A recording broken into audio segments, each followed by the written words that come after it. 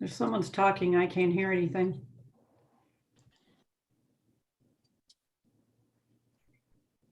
We're on mute and we're live, so we will start in a minute.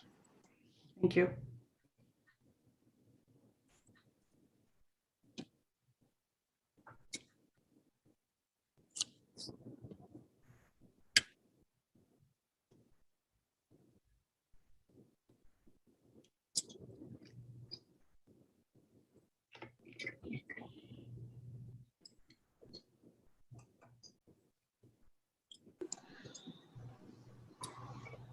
When Verizon says it's noon, it's noon. That's right. Okay.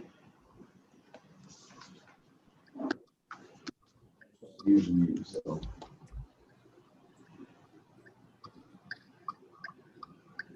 Okay, let's call this meeting to order. Roll call, please. Lafon, Here. Nystrom, Here. Pritchard, Here. Eben, Here. Melhouse. Here.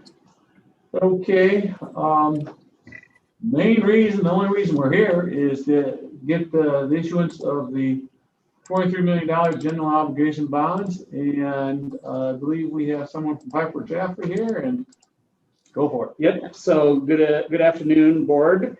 This is Matt Gillespie from Piper Sandler nowadays. Sorry. That's all right. I still say Piper Jaffray. So some of you I can see are driving at other locations, so you won't be able to necessarily look at the worksheets, which is perfectly fine. I'm going to go through them fairly quickly because I know many of you have been through some of this before and you have other things to get to today as well. And then I'll leave time so that you can ask more questions if you want to. But on the first page, for those of you that can see the document, at the heading at the top, it says report of sale. We did take bids, obviously, for $23 million. We did, after we knew the bids, what the interest rates were, we were able to restructure it to some degree, which I'll explain more as we get to another page, just to make sure that the tax levy did not exceed $4.05, which is the limit.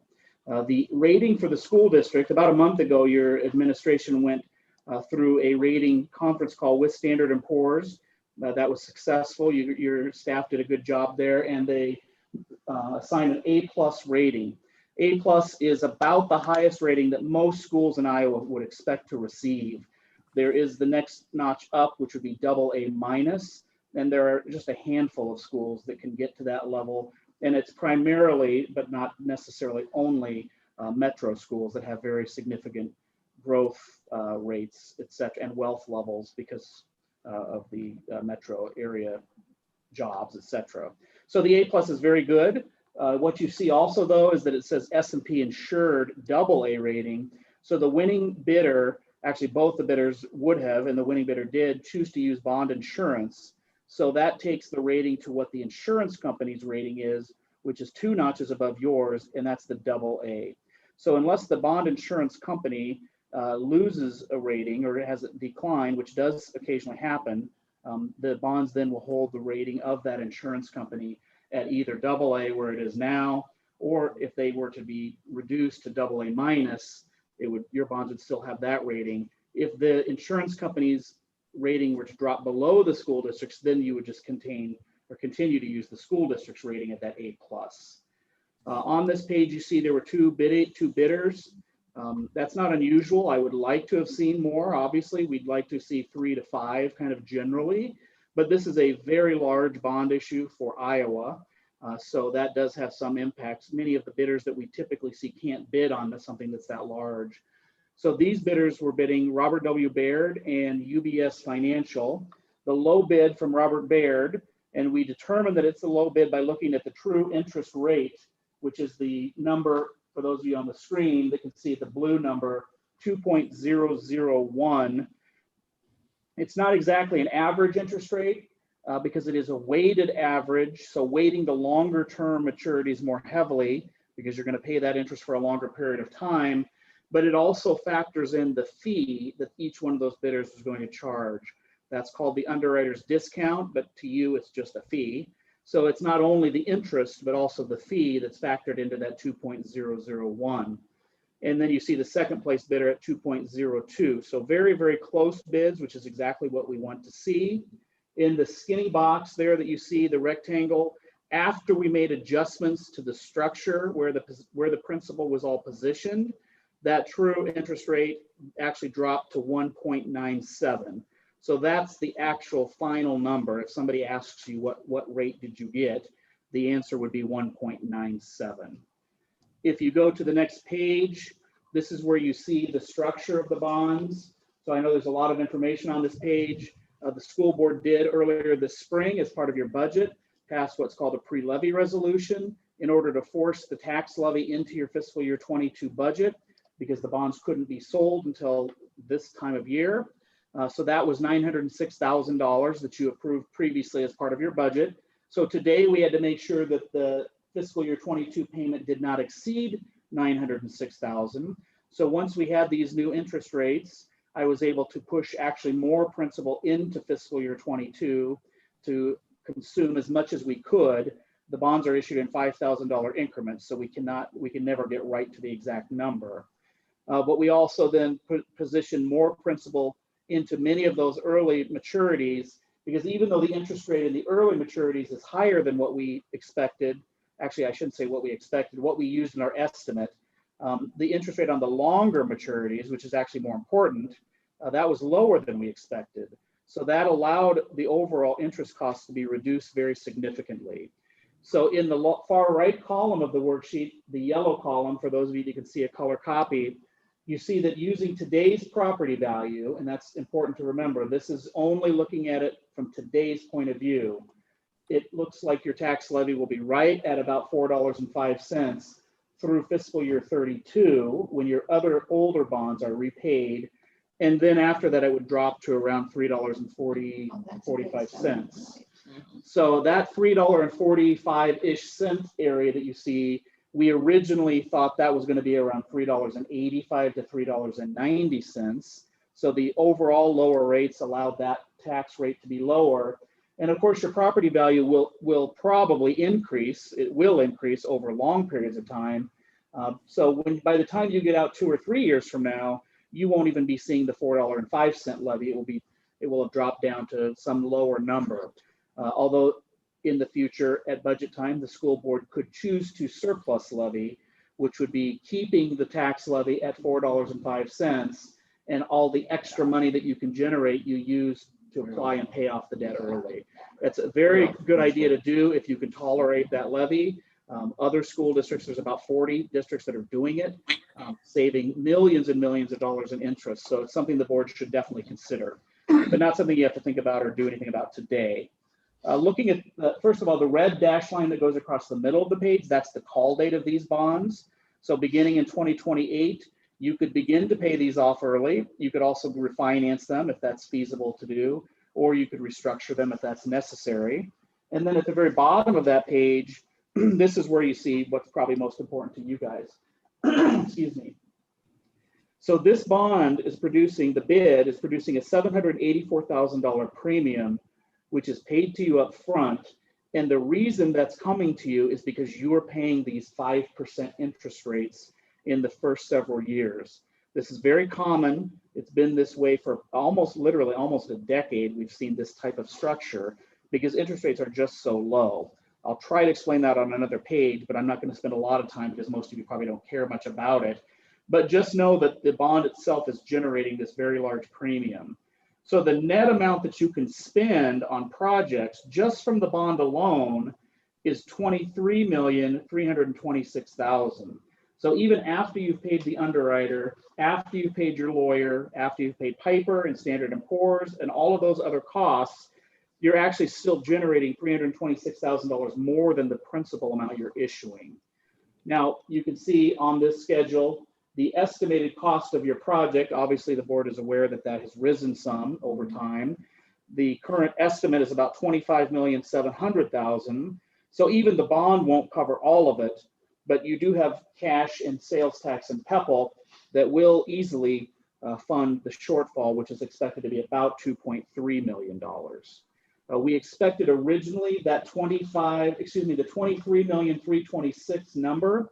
We originally estimated that to be 22,550,000.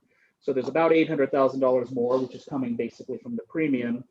The total interest, if you never pay this bond off early, you will have paid $6.6 million of interest. And we originally estimated that to be $9 million of interest.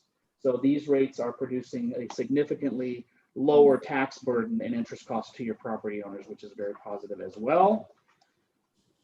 The next page just actually breaks out what we just looked at in the bottom left-hand corner. It just is a different format, but it's the same numbers. The one thing that is broken out here is the insurance premium. So on the prior page, you could see the total underwriter's discount of $315,000, but now you can see it broken out that the underwriter is choosing to pay that insurance premium to get that AA rating of $66,000. So that comes out of their pocket, but really obviously it's coming out of yours because all of this money comes out of the district's pocket from the bond. But otherwise they could have bid the same bid without the insurance and they still could have charged $315,000 and kept the rest of it as their profit. But of course you would have had higher interest rates assigned there. The page after that is just a clean version of the debt service schedule. So it doesn't show future tax rates or any of those things. It doesn't show the costs of the project. It's just the annual payments or the semi-annual payment schedule. The page after that is what we call the pricing worksheet. And again, this is, I'm going to try to explain this premium. If in a minute or two, when I'm done talking about this, you are totally lost and don't understand it, that's perfectly okay. You don't have to understand this, but I try to always explain it because when somebody is going to pay you $780,000 up front for no reason that you've ever heard of, there's usually some people that have questions about that. So what's happening, and I'm going to use the very first maturity as the example I talk about. So the bonds that are maturing in 2022, you are paying 5% to those bondholders. That's the rate, or what we also call the coupon. But that bondholder is not earning 5%. If they were, you can imagine everybody in the world would be clamoring to buy your bonds because you know that if you put your money in the bank today, you're lucky to earn 0.5%. And in fact, these bondholders are earning 0.12% on that first maturity. Even though you're paying them 5%, they're only earning 0.12 because if you look at the price there, they're paying you $1,033.45. We moved the decimal place over. But next summer, when you pay them back, you're only going to pay them back $1,000 per bond. That $33.45 is what's called the premium, and that's being paid to you to entice you to pay them the 5% interest for the next year. It's all done for tax reasons for the most part, and I can't even explain to you all of those reasons. It's just part of the way these are done. In this particular case, as in most cases, this is a positive thing because it's not preventing you from issuing the bonds, and you're still getting a better result than what we had projected because I intentionally did not project in a premium so that we would be able to perform and show you that you could meet the expectations that you had, which in fact you have a better result than that. So again, if you don't understand that, that's okay. But going to the last page, we have just the timeline itself, which we're completely through for the most part. So we're at July 14th. We are reviewing the bond right now. I assume here in just a minute or two, you're going to approve that. At your meeting on August 9th, I think that is still your regular board meeting. That's when you will pass the other legal resolutions that your attorney will send to you. Same types of resolutions that the board has passed for every other bond issue you've done. It's the same process. Those will be completed on the 9th. And then on the 24th of August, that's when the $23 million is going to come into the bank and you'll be able to start spending it. You did receive, I think, earlier today already, $230,000, which is called the good faith deposit. It's like earnest money when you buy a house. That low bidder had 2 hours to wire that to your bank I don't know if you can see that they've wired it, but they always do. Verify I don't that have when any we get question about it. So that will be deducted from when they pay the rest of the money in August. But that 230,000 that you got today, you can begin if you need to or want to pay architect's fees or other costs that you may have incurred, or you can reimburse other funds if you use general fund, for example, to fund some of those things. That's possible. So any questions? I did go through that fairly quickly, but any questions that the board has about the process, what happened today, what will happen at your next meeting, or what's going to go on over the next 20 years throughout the course of the bond repayment? Questions from board members? Jeremy, any questions? Are those rates are those bid rates locked in right now? They're not going to change. They will Until be we locked sell. in as soon as you vote yes in a few minutes. Yes, that is Okay. correct. They will not change for the entire 20 years unless you refinance or restructure them for some reason of your choosing.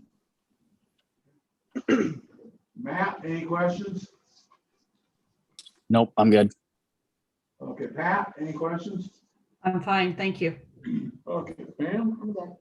All right. Okay, you guys have any questions here? You guys understand this? Yep. I appreciate your presentation, Matt. This actually looks better than what I thought it was Yeah, gonna be. it I is a think good, our- very good result. And actually, not that you necessarily care to beat your friends and neighbors, but Bondurant for ours sold a bond issue almost identical to this on Monday.